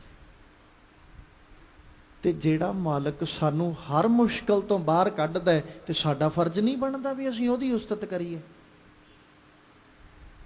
ਕੋਈ ਮੁਸ਼ਕਲ ਆਣ ਪਏ, ਮਾਲਕ ਜੀ ਕੀ ਕਹਿੰਦੇ, ਜਾ ਕੋ ਮੁਸ਼ਕਲ ਅਤ ਬਣੇ ਢੋਈ ਕੋਈ ਨਾ ਦੇ, ਲਾਗੂ ਹੋਏ ਦੁਸ਼ਮਣਾ ਸਾਗ ਪੇ ਭੱਜ ਖਲੇ, ਸਭੋ ਭੱਜੈ ਆਸਰਾ ਚੁੱਕੈ ਸਭ ਅਸਰਾਓ, ਚਿੱਤ ਆਵੇ ਉਸ ਪਾਰ ਬ੍ਰਹਮ ਲੱਗੇ ਨਾ ਤਤੀ ਵਾਓ। ਤੇ ਸਾਡਾ ਫਰਜ਼ ਨਹੀਂ ਬਣਦਾ ਵੀ ਅਸੀਂ ਉਹਦਾ ਸ਼ੁਕਰ ਕਰੀਏ। ਮੈਨੂੰ ਮੁਸ਼ਕਲ ਆਈ, ਮੈਂ ਆਪਣੇ ਹਰ ਨਾਤੇ ਰਿਸ਼ਤੇਦਾਰਾਂ ਨੂੰ ਪਾਸੇ ਰੱਖ ਕੇ ਰੱਬ ਅੱਗੇ ਹੱਥ ਜੋੜ ਕੇ ਆਖਿਆ ਵੀ ਰੱਬਾ ਬਚਾ ਲਾ। ਤੇ ਜੇ ਉਹ ਮੈਨੂੰ ਹਰ ਵਾਰੀ ਬਚਾ ਰਿਹਾ ਹੈ, ਤੇ ਮੇਰਾ ਫਰਜ਼ ਨਹੀਂ ਬਣਦਾ ਵੀ ਮੈਂ ਉਹਦਾ ਰੋਮ ਰੋਮ ਉਹਦਾ ਸ਼ੁਕਰਾਨਾ ਕਰੇ। ਤੇ ਸਾਹਿਬ ਜੀ ਆਖਦੇ, ਕਹਿੰਦੇ ਹਰ ਤੇਰੀ ਸਭ ਕਰੇ ਉਸਤਤ। ਰੱਬ ਜੀ ਸਾਰੇ ਤੁਹਾਡੀ ਉਸਤਤੀ ਗਾਉਂਦੇ ਨੇ। ਜਿਨ ਫਾਥੇ ਕੱਢਿਆ, ਜਿਨ੍ਹਾਂ ਨੂੰ ਫਸਿਆ ਹੋਇਆਂ ਨੂੰ ਆਪ ਜੀ ਕੱਢਦੇ ਹੋ, ਇਸ ਮਾਇਕ ਪਦਾਰਥਾਂ 'ਚ ਕਹਿ ਲਓ, ਸੰਸਾਰ ਦੇ ਮੋਹ ਵਿੱਚ ਕਹਿ ਲਓ, ਵਿਕਾਰਾਂ ਵਿੱਚ ਕਹਿ ਲਓ, ਜਿਨ੍ਹਾਂ ਨੂੰ ਵਿਕਾਰਾਂ ਵਿੱਚੋਂ ਫਸਿਆ ਹੋਇਆਂ ਨੂੰ ਆਪ ਜੀ ਨੇ ਕੱਢ ਲਿਆ, ਉਹ ਵਿਕਾਰਾਂ ਵਿੱਚੋਂ ਨਿਕਲ ਕੇ ਨਿਰੰਕਾਰ ਤੱਕ ਪਹੁੰਚਦੇ ਨੇ। ਜਦੋਂ ਨਿਰੰਕਾਰ ਤੱਕ ਪਹੁੰਚਦੇ ਤੇ ਕੀ ਕਰਦੇ? ਨਿਰੰਕਾਰ ਦੀ ਉਸਤਤੀ ਗਾਉਂਦੇ। ਮਾਇਕ ਪਦਾਰਥਾਂ 'ਚੋਂ ਜਿਨ੍ਹਾਂ ਨੂੰ ਕੱਢ ਲਿਆ, ਹੁਣ ਮਾਇਕ ਪਦਾਰਥਾਂ 'ਚੋਂ ਨਿਕਲ ਕੇ ਸਾਹਮਣੇ ਖਸਮ ਬੈਠਾ ਹੈ, ਤੇ ਜਿਹੜੇ ਖਸਮ ਤੱਕ ਪਹੁੰਚ ਗਏ ਉਹ ਕੀ ਕਰਨਗੇ? ਖਸਮ ਦੀ ਉਸਤਤੀ। ਉਹ ਸਾਰੇ ਫਿਰ ਰੱਬ ਜੀ ਦੀ ਵਡਿਆਈ ਗਾਉਂਦੇ ਨੇ। ਹਰ ਤੁਧਨੋਂ ਕਰੇ ਸਭ ਨਮਸਕਾਰ। ਰੱਬ ਜੀਓ ਸਾਰੇ ਜੀਵ ਤੁਹਾਨੂੰ ਨਮਸਕਾਰ ਕਰਦੇ ਨੇ। ਜਿਨ ਪਾਪੈ ਤੇ ਰੱਖਿਆ, ਜਿਨ੍ਹਾਂ ਨੂੰ ਤੁਸੀਂ ਪਾਪਾਂ ਤੋਂ ਰੱਖ ਲੈਂਦੇ ਹੋ, ਭੈੜੇ ਔਗਣਾਂ ਤੋਂ ਬਚਾ ਲੈਂਦੇ ਹੋ, ਭੈੜੇ ਕਰਮਾਂ ਤੋਂ ਬਚਾ ਲੈਂਦੇ ਹੋ, ਔਰ ਭੈੜੇ ਕਰਮਾਂ ਤੋਂ ਬਚਾ ਕੇ ਚੰਗੇ ਪਾਸੇ ਲਾ ਦਿੰਦੇ ਹੋ, ਉਹ ਸਾਰੇ ਜੀਵ ਫਿਰ ਤੁਹਾਨੂੰ ਨਮਸਕਾਰ ਕਰਦੇ ਹਨ। ਹਰ ਨਿਮਾਣਿਆ ਤੂੰ ਮਾਣ, ਹਰ ਡਾਢੀ ਹੂੰ ਤੂੰ ਡਾਢਿਆ, ਹਰ ਅਹੰਕਾਰਿਆ ਮਾਰ ਨਿਵਾਏ, ਮਨ ਮੁਖ ਮੂੜ ਸਾਧਿਆ, ਹਰ ਭਗਤਾਂ ਦੇ ਵਡਿਆਈ, ਗਰੀਬ ਅਨਾਥਿਆ। ਫਿਰ ਕਹਿੰਦੇ ਹਰ ਨਿਮਾਣਿਆ ਤੂੰ ਮਾਣ। ਰੱਬ ਜੀਓ ਤੁਸੀਂ ਨਿਮਾਣਿਆਂ ਦਾ ਮਾਣ ਹੋ। ਹਰ ਡਾਢੀ ਹੂੰ ਤੂੰ ਡਾਢਿਆ। ਜਦੋਂ ਜੀਵ ਨੇ ਰੱਬ ਅੱਗੇ ਅਰਜ਼ੋਈ ਕੀਤੀ ਨਾ, ਤੇ ਰੱਬ ਅੱਗੇ ਅਰਜ਼ੋਈ ਕਰਦੇ ਆਖਿਆ ਵੀ ਰੱਬਾ ਬਚਾ ਲਾ, ਮਾਇਆ ਬੜੀ ਡਾਢੀ ਹੈ, ਇਹਦੇ ਅੱਗੇ ਸਾਰੀ ਹਾਰ ਜਾਂਦੇ। ਫਿਰ ਜਦੋਂ ਰੱਬ ਜੀ ਨੇ ਇਸ ਜੀਵ ਦੀ ਅਰਜ਼ੋਈ ਨੂੰ ਸੁਣ ਕੇ ਤੇ ਮਾਇਆ ਤੋਂ ਇਹਨੂੰ ਬਚਾ ਲਿਆ, ਫਿਰ ਉਹ ਕੀ ਕਹਿੰਦਾ ਹੈ? ਰੱਬ ਜੀ ਤੂੰ ਡਾਢੀ ਤੋਂ ਵੀ ਡਾਢਾ ਹੈ। ਇਹ ਹੈ ਤੇ ਤਾਕਤਵਰ, ਬਹੁਤ ਬਲਵਾਨ ਹੈ। ਦੁਨੀਆ ਦਾ ਕੋਈ ਘਰ ਨਹੀਂ ਜਿਹੜਾ ਇਹਦੇ ਤੋਂ ਬਚ ਸਕਿਆ ਹੋਵੇ। ਪਰ ਰੱਬਾ ਤੂੰ ਇਸ ਡਾਢੀ ਤੋਂ ਵੀ ਵੱਡਾ ਹੈ, ਡਾਢੀ ਤੋਂ ਵੀ ਡਾਢਾ ਹੈ। ਹਰ ਨਿਮਾਣਿਆ ਤੂੰ ਮਾਣ, ਨਿਮਾਣਿਆਂ ਨੂੰ ਤੁਸੀਂ ਮਾਣ ਦੇਣ ਵਾਲੇ ਹੋ। ਹਰ ਡਾਢੀ ਹੂੰ ਤੂੰ ਡਾਢਿਆ, ਤੂੰ ਤੇ ਵੱਡੀ ਤਾਕਤਵਰ ਤੋਂ ਵੀ ਵੱਡਾ ਤਾਕਤਵਰ ਹੈ, ਜ਼ੋਰਾਵਰਾਂ ਤੋਂ ਵੀ ਤੂੰ ਵੱਡਾ ਜ਼ੋਰਾਵਰ ਹੈ। ਤੇ ਆਪਣੇ ਬਲ ਨਾਲ ਆਪਣੇ ਨਾਲ ਪ੍ਰੇਮ ਕਰਨ ਵਾਲਿਆਂ ਨੂੰ ਰੱਖ ਲੈਣਾ ਹੈ। ਆਪਣੀ ਤਾਕਤ ਨਾਲ ਜਿਹੜੇ ਤੁਹਾਡੇ ਨਾਲ ਪ੍ਰੇਮ ਕਰਨ ਵਾਲੇ ਨੇ ਉਹਨਾਂ ਨੂੰ ਤੁਸੀਂ ਰੱਖ ਲੈਂਦੇ ਹੋ। ਉਹਨਾਂ ਨੂੰ ਇਸ ਸਾਰੇ ਝਮੇਲਿਆਂ ਤੋਂ ਤੁਸੀਂ ਉਬਾਰ ਲੈਂਦੇ ਹੋ, ਬਚਾ ਲੈਂਦੇ ਹੋ, ਜਿਹੜਾ ਤੁਹਾਡੇ ਨਾਲ ਜੁੜ ਜਾਂਦਾ ਹੈ। ਨਾਲ ਨਾਲ ਮੈਂ ਇਤਿਹਾਸਕ ਪੱਖ ਵੀ ਰੱਖਦਾ ਚੱਲਾਂ। ਅੱਜ ਦੇ ਇਤਿਹਾਸ ਨੂੰ ਵੀ ਆਪਾਂ ਚੇਤੇ ਕਰਦੇ ਚੱਲੀਏ। ਅੱਜ ਧੰਨ ਗੁਰੂ ਕਲਗੀਧਰ ਪਾਤਸ਼ਾਹ ਜੀ ਦੇ ਸੋਹਣੇ ਲਾਲਾਂ ਦੇ ਵਿੱਚੋਂ, ਸੋਹਣੇ ਫਰਜ਼ੰਦਾਂ ਦੇ ਵਿੱਚੋਂ ਦੂਸਰੇ ਫਰਜ਼ੰਦ ਸਾਹਿਬਜ਼ਾਦਾ ਬਾਬਾ ਜੁਝਾਰ ਸਿੰਘ ਜੀ ਦਾ ਜਨਮ ਦਿਹਾੜਾ ਹੈ। ਸਭ ਤੋਂ ਪਹਿਲਾਂ ਆਪ ਸਰਬੱਤ ਸੰਗਤ ਨੂੰ ਧੰਨ ਗੁਰੂ ਕਲਗੀਧਰ ਪਾਤਸ਼ਾਹ ਜੀ ਦੇ ਫਰਜ਼ੰਦ ਸਾਹਿਬਜ਼ਾਦਾ ਬਾਬਾ ਜੁਝਾਰ ਸਿੰਘ ਜੀ ਦੇ ਜਨਮ ਦਿਹਾੜੇ ਦੀਆਂ ਬਹੁਤ ਬਹੁਤ ਮੁਬਾਰਕਾਂ ਹੋਣ। ਮਲਕ ਪਾਤਸ਼ਾਹ ਜੀ ਦੇ ਨਿੱਕੇ ਫਰਜ਼ੰਦਾਂ ਵੱਡੇ ਫਰਜ਼ੰਦਾਂ ਦੀ ਜਦੋਂ ਆਪਾਂ ਬਾਤ ਕਰਦੇ ਹਾਂ,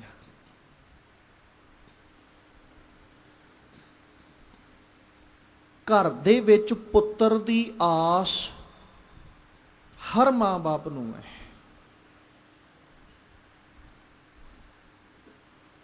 ਅਸੀਂ ਜਦੋਂ ਰੱਬ ਅੱਗੇ ਅਰਜ਼ੋਈ ਕਰਦੇ ਆ ਨਾ ਪੁੱਤਰ ਵਾਸਤੇ, ਤੇ ਅਸੀਂ ਸਿਰਫ ਇਹ ਮੰਗਦੇ ਆ ਵੀ ਰੱਬ ਜੀ ਸਾਡੇ ਘਰ 'ਚ ਔਲਾਦ ਰੂਪ ਅੰਦਰ ਪੁੱਤਰ ਦੇਈ। ਉਹ ਕਿੱਦਾਂ ਦਾ ਹੋਵੇ ਕਿੱਦਾਂ ਦਾ ਨਹੀਂ, ਇਹ ਗੱਲਾਂ ਬਾਅਦ ਦੀਆਂ। ਉਹ ਪੁੱਤਰ ਕਿਤੇ ਚੰਗੇ ਜੀਵਨ ਵਾਲਾ ਆਵੇ, ਰੱਬ ਜੀ ਵੱਲੋਂ ਦਿੱਤਾ ਹੋਇਆ ਪੁੱਤਰ ਚੰਗਾ ਸੋਹਣੇ ਜੀਵਨ ਦਾ ਮਾਲਕ ਬਣ ਜਾਏ, ਤੇ ਸਾਡਾ ਰੋਮ ਰੋਮ ਸ਼ੁਕਰ ਕਰਦਾ ਹੈ। ਇੱਕ ਪੁੱਤਰ ਬੜਾ ਸੋਹਣਾ ਸੋਹਣੇ ਜੀਵਨ ਵਾਲਾ, ਚੰਗੇ ਇਖਲਾਕ ਵਾਲਾ, ਚੰਗੇ ਆਚਰਣ ਵਾਲਾ ਦਿੱਤਾ, ਅਸੀਂ ਰੱਬ ਦਾ ਸ਼ੁਕਰਾਨਾ ਕੀਤਾ। ਗੁਰੂ ਕਲਗੀਧਰ ਸਾਹਿਬ ਕੋਲ 4 ਫਰਜ਼ੰਦ ਨੇ,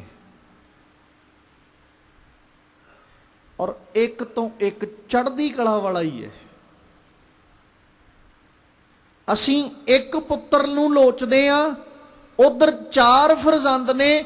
ਬਾਬਾ ਅਜੀਤ ਸਿੰਘ ਜੀ ਘੱਟ ਨਹੀਂ, ਪਰ ਜਦੋਂ ਬਾਬਾ ਜੁਝਾਰ ਸਿੰਘ ਦੀ ਬਾਤ ਆਈ ਤੇ ਉਦੋਂ ਚੜ੍ਹਦੀ ਕਲਾ ਵਾਲੇ ਨੇ। ਮੈਂ ਇਹ ਨਹੀਂ ਵੀ ਉਹਨਾਂ ਦਾ ਲੈਵਲ ਨਹੀਂ ਮੈਂ ਮਾਪ ਰਿਹਾ, ਸਿਰਫ ਇੱਕ ਅਰਜ਼ੋਈ ਕਰ ਰਿਹਾ। ਬਾਬਾ ਜੁਝਾਰ ਸਿੰਘ ਤੋਂ ਬਾਅਦ ਚ ਜ਼ੋਰਾਵਰ ਸਿੰਘ, ਬਾਬਾ ਫਤਿਹ ਸਿੰਘ, ਇਹ ਉਦੋਂ ਵੀ ਚੜ੍ਹਦੀ ਕਲਾ ਵਾਲੇ ਨੇ।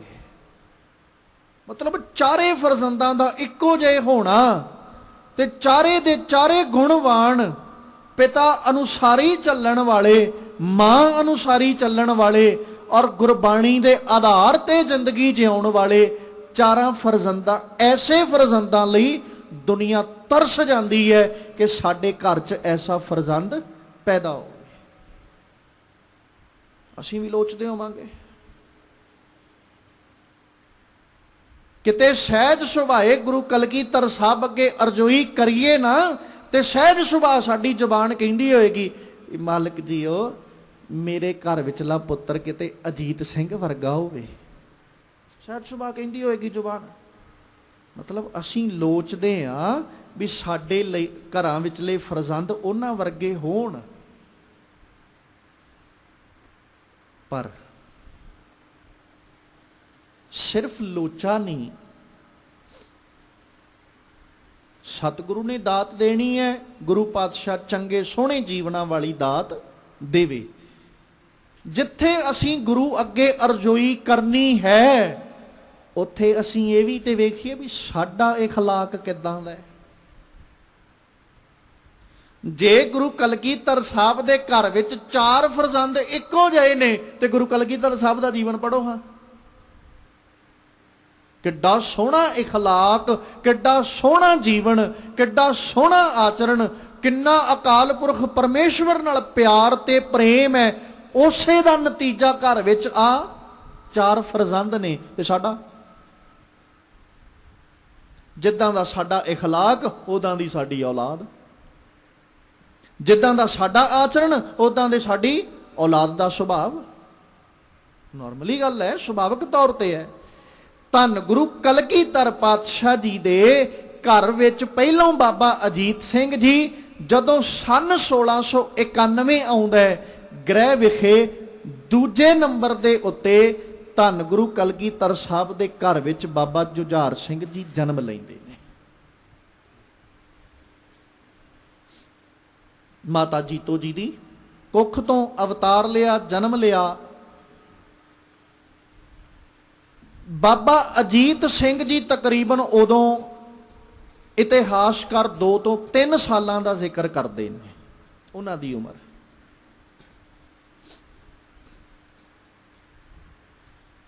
ਜਿੱਥੇ ਬਾਬਾ ਅਜੀਤ ਸਿੰਘ ਜੀ ਦੀ ਪਰਵਰਿਸ਼ ਗੁਰੂ ਪਾਤਸ਼ਾਹ ਕਰ ਰਹੇ, ਕਿਉਂਕਿ ਸਾਰੀ ਪਰਵਰਿਸ਼ ਦੇਖ ਰੇਖ ਉਹਨਾਂ ਦੀ ਸ਼ਸਤਰ ਵਿਦਿਆ, ਸ਼ਾਸਤਰ ਵਿਦਿਆ ਸਾਰੀ ਗੁਰੂ ਕਲਗੀਧਰ ਸਾਹਿਬ ਜੀ ਦੀ ਨਿਗਰਾਨੀ ਹੇਠ ਹੈ। ਸਿੱਖਿਆ ਭਾਵੇਂ ਦੇਣ ਵਾਲੇ ਸਿੱਖ ਨੇ, ਪਰ ਨਿਗਰਾਨੀ ਗੁਰੂ ਕਲਗੀਧਰ ਸਾਹਿਬ ਜੀ ਦੀ ਹੇਠ ਹੈ। ਬਾਬਾ ਜੁਝਾਰ ਸਿੰਘ ਜੀ ਦੀ ਸ਼ਾਸਤਰ ਔਰ ਸ਼ਸਤਰ ਵਿਦਿਆ ਦੀ ਜਿਹੜੀ ਦਾਤ ਸੀ ਉਹ ਵੀ ਧੰਨ ਗੁਰੂ ਕਲਗੀਧਰ ਪਾਤਸ਼ਾਹ ਜੀ ਦੀ ਨਿਗਰਾਨੀ ਹੇਠ ਹੈ। ਅਜੀਤ ਸਿੰਘ ਜੀ ਤਕਰੀਬਨ ਜਦੋਂ, ਕਿਉਂਕਿ ਜਿਹੜਾ ਹੁਣ ਏਜ ਡਿਫਰੈਂਸ ਹੈ ਉਹ ਤੇ ਰਹਿਣਾ ਹੀ ਰਹਿਣਾ ਹੈ ਨਾ, ਉਹਨੇ ਨਹੀਂ ਮੁੱਕਣਾ। ਅਜੀਤ ਸਿੰਘ ਜੀ ਪਹਿਲੋਂ ਵਿਦਿਆ ਵਾਲੇ ਪਾਸੇ ਆਏ, ਸ਼ਸਤਰ ਵਿਦਿਆ ਵੀ ਸ਼ਾਸਤਰ ਵਿਦਿਆ। ਉਹਨਾਂ ਦਾ ਸ਼ਸਤਰਾਂ ਨਾਲ ਪਿਆਰ ਬਹੁਤ ਹੈ, ਪਰ ਮਗਰ ਦੂਜਾ ਭਰਾ ਬਾਬਾ ਜੁਝਾਰ ਸਿੰਘ ਜੀ, ਆਪਾਂ ਇਹ ਨਹੀਂ ਕਹਿ ਸਕਦੇ ਵੀ ਉਹਨਾਂ ਦਾ ਪਿਆਰ ਸ਼ਸਤਰਾਂ ਨਾਲ ਨਹੀਂ। ਜਿਵੇਂ ਆਪਣੇ ਵੱਡੇ ਭਰਾ ਨੂੰ ਸ਼ਸਤਰ ਚਲਾਉਂਦਿਆਂ ਵੇਖਦੇ ਨੇ, ਮਨ ਵਿੱਚ ਉਤਸ਼ਾਹ ਕੀ ਆਉਂਦਾ ਹੈ, ਮੈਂ ਵੀ ਇਦਾਂ ਹੀ ਸ਼ਸਤਰ ਚਲਾਉਣੇ ਨੇ। ਜਿਵੇਂ ਉਹਨਾਂ ਨੂੰ ਗੱਤਕਾ ਖੇਡਦਿਆਂ ਵੇਖਦੇ ਨੇ, ਉਦਾਂ ਹੀ ਮਨ ਵਿੱਚ ਚਾਅ ਆਉਂਦਾ ਹੈ, ਗੁਰੂ ਪਿਤਾ ਜੀ ਮੈਂ ਵੀ ਸ਼ਸਤਰ ਵਿਦਿਆ ਸਿੱਖਣੀ ਹੈ। ਮਾਲਕ ਨੇ ਸਿਖਾਈ ਉਹ ਸ਼ਸਤਰ ਵਿਦਿਆ, ਉਹ ਗੱਤਕਾ, ਉਹ ਸ਼ਸਤਰਾਂ ਦਾ ਪ੍ਰਦਰਸ਼ਨ ਜਿਹੜਾ ਹੈ ਮਾਲਕ ਪਾਤਸ਼ਾਹ ਜੀ ਨੇ ਸਿਖਾਇਆ। ਅਜੀਤ ਸਿੰਘ ਜੰਗਾਂ ਵਿੱਚ ਜੂਝ ਚੁੱਕੇ ਨੇ, ਪਰ ਜੁਝਾਰ ਸਿੰਘ ਜੂਝੇ ਨਹੀਂ। ਆਪਣੇ ਵੱਡੇ ਭਰਾ ਬਾਬਾ ਅਜੀਤ ਸਿੰਘ ਜੀ ਨੂੰ ਚਮਕੌਰ ਦੀ ਗੜੀ ਵਿੱਚ ਜੂਝਦਿਆਂ ਵੇਖ ਮਨ ਅੰਦਰ ਉਤਸ਼ਾਹ ਕੀ ਪੈਦਾ ਹੁੰਦਾ, ਮੈਂ ਵੀ ਜੂਝਣਾ ਹੈ। ਕਿਉਂਕਿ ਅੱਜ ਤੱਕ ਜਿੰਨੇ ਕਰਮ ਕੀਤੇ ਆਪਣੇ ਵੱਡੇ ਭਰਾ ਨੂੰ ਵੇਖ ਕੇ ਹੀ ਕੀਤੇ ਨੇ। ਚਾਹੇ ਸ਼ਸਤਰ ਵਿਦਿਆ ਦੀ ਗੱਲ ਆਈ ਬਚਪਨ ਦੇ ਅੰਦਰ, ਉਹ ਵੀ ਵੱਡੇ ਭਰਾ ਨੂੰ ਵੇਖ ਕੇ। ਸ਼ਾਸਤਰ ਵਿਦਿਆ ਦੀ ਗੱਲ ਆਈ, ਗੁਰਬਾਣੀ ਦੇ ਗਿਆਨ ਦੀ ਬਾਤ ਆਈ, ਉਹ ਵੀ ਆਪਣੇ ਵੱਡੇ ਭਰਾ ਨੂੰ ਵੇਖ ਕੇ। ਅੱਜ ਚਮਕੌਰ ਦੀ ਗੜੀ ਵਿੱਚ ਜੂਝਦਿਆਂ ਵੇਖਿਆ, ਸ਼ਹੀਦੀ ਜਾਮ ਪੀਂਦਿਆਂ ਵੇਖਿਆ ਆਪਣੇ ਵੱਡੇ ਭਰਾ ਨੂੰ, ਤੇ ਮਨ ਅੰਦਰ ਉਤਸ਼ਾਹ ਕੀ ਹੈ ਵੀ ਜੇ ਵੱਡਾ ਭਰਾ ਸ਼ਹੀਦੀ ਜਾਮ ਪੀ ਕੇ ਚੱਲੇ ਨੇ ਤੇ ਮੈਂ ਵੀ ਪਿੱਛੇ ਨਹੀਂ ਰਹਿਣਾ। ਤੇ ਗੁਰੂ ਕਲਗੀਧਰ ਸਾਹਿਬ ਨੂੰ ਜਾ ਕੇ ਕੀ ਆਖਿਆ ਸੀ, भाई के बिना हमें जीना नहीं आता, खाना नहीं पीना नहीं सोना नहीं भाता। भी मैं भी अपने वड्डे भरा वांगू जंग दे मैदान च जूझना है, क्योंकि अज तक मैं अपने भरा तो बिना रहा नहीं। भरा तो बिना पाउंदा ही कुछ नहीं, मैनू अपने भरा तो बिना जिउणा नहीं आउंदा।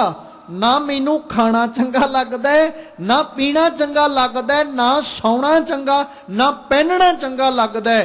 इसलिए गुरु पिता जी इजाजत दिओ, जिथे वड्डे भरा जाके शहीदी जाम पीते ने उथे मैं भी जाके शहीदी जाम पी सकां। इजाजत लैके गए।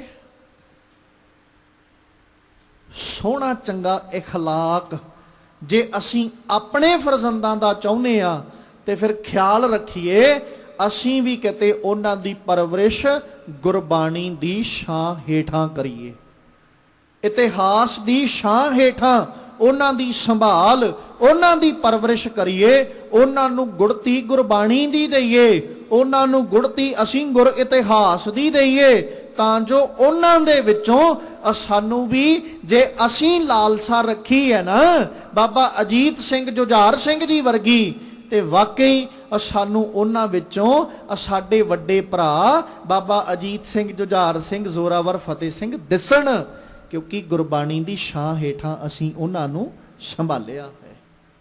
ਜੇ ਸੰਭਾਲਾਂਗੇ ਤਾਂ ਮਾਲਕ ਪਾਤਸ਼ਾਹ ਕਿਰਪਾ ਕਰਨ, ਸਾਡੇ ਸਭਨਾਂ ਦੀ ਮੱਤ ਉੱਤੇ ਸਤਿਗੁਰੂ ਜੀ ਆਪਣਾ ਬਖਸ਼ਿਸ਼ ਭਰਿਆ ਹੱਥ ਰੱਖਣ, ਸਮੱਤ ਦੇ ਕੇ ਸਾਨੂੰ ਨਿਵਾਜਣ। ਔਰ ਅੱਜ ਦੇ ਪਾਵਨ ਬਚਨਾਂ ਰਾਹੀਂ ਜੋ ਉਪਦੇਸ਼ ਦੇ ਰਹੇ, ਕਹਿੰਦੇ ਹਰ ਅਹੰਕਾਰੀਆਂ ਮਾਰ ਨਿਵਾਏ, ਰੱਬ ਜੀ ਅਹੰਕਾਰੀਆਂ ਨੂੰ ਮਾਰ ਕੇ ਨਿਵਾ ਦਿੰਦੇ ਨੇ। ਮਨਮੁਖ ਮੂੜ ਸਾਧਿਆ, ਤੇ ਜਿਹੜੇ ਮਨ ਪਿੱਛੇ ਲੱਗ ਕੇ ਮੂਰਖ ਬਣੇ ਰੱਬ ਜੀ ਉਹਨਾਂ ਨੂੰ ਸਾਥ ਦਿੰਦੇ ਨੇ। ਹਰ ਭਗਤਾਂ ਦੇ ਵਡਿਆਈ, ਤੇ ਰੱਬ ਜੀ ਆਪ ਆਪਣੇ ਭਗਤਾਂ ਨੂੰ ਵਡਿਆਈ ਦਿੰਦੇ ਨੇ। ਗਰੀਬ ਅਨਾਥਿਆਂ, ਉਹ ਗਰੀਬਾਂ ਨੂੰ ਤੇ ਅਨਾਥਾਂ ਨੂੰ ਆਪ ਬਖਸ਼ਣ ਵਾਲੇ, ਆਪਣੇ ਗਲ ਨਾਲ ਲਾਉਣ ਵਾਲੇ ਨੇ। ਇਸ ਤਰੀਕੇ ਅੱਜ ਸਤਿਗੁਰੂ ਜੀ ਸਾਨੂੰ ਇਹ ਪਾਵਨ ਉਪਦੇਸ਼ ਬਖਸ਼ਦਿਆਂ ਹੋਇਆਂ ਅਕਾਲ ਪੁਰਖ ਪਰਮੇਸ਼ਵਰ ਨਾਲ ਪ੍ਰੇਮ ਪਿਆਰ ਪਾਉਣ ਦੇ ਵਾਸਤੇ ਸਤਿਗੁਰੂ ਜੀ ਪ੍ਰੇਰਨਾ ਦੇ ਰਹੇ। ਮਾਲਕ ਕਿਰਪਾ ਕਰਨ ਕਿਤੇ ਸਾਡਾ ਪ੍ਰੇਮ ਪਿਆਰ ਉਸ ਪ੍ਰਭੂ ਨਾਲ ਬਣ ਜਾਏ ਤੇ ਅਸੀਂ ਵੀ ਸਾਹਿਬ ਅੱਗੇ ਇਹ ਨਿਤਾ ਪ੍ਰਤੀ ਹੱਥ ਜੋੜ ਕੇ ਆਖੀਏ, ਨਾਨਕ ਘਰ ਕੇ ਗੋਲੇ, ਨਾਨਕ ਘਰ ਕੇ ਗੋਲੇ, ਨਾਨਕ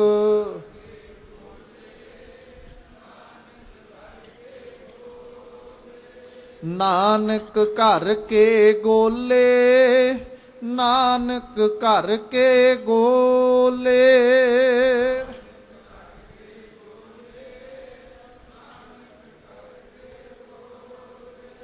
तुम्हरी शरण तुम्हारी आसा, तुम्हरी शरण तुम्हारी आसा।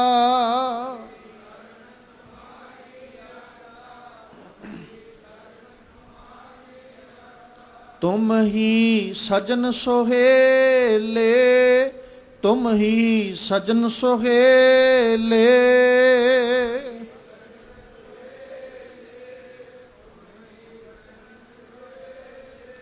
राखो राखण हार दयाला, राखो राखण हार दयाला।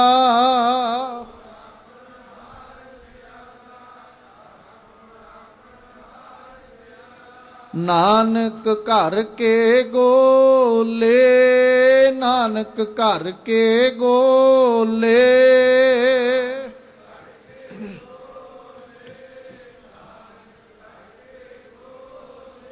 नानक घर के गोले, नानक घर के गोले।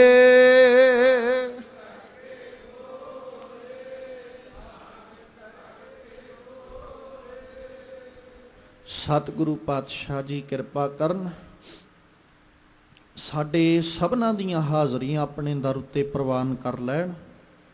अपने दरों घरों गुरसिੱਖੀ जीवन नाम दियां दातां बख्शिश करके निवाजन, तां जो साडे भी ये लोक सुखीए परलोक सोहेले।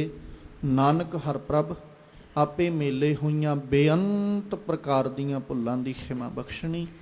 आओ सतगुरु जी के पावन वचन अपने हिरदियां विच वसा लईए। हर अहंकारिया मार निवाए, मन मुख मूढ़ साधया।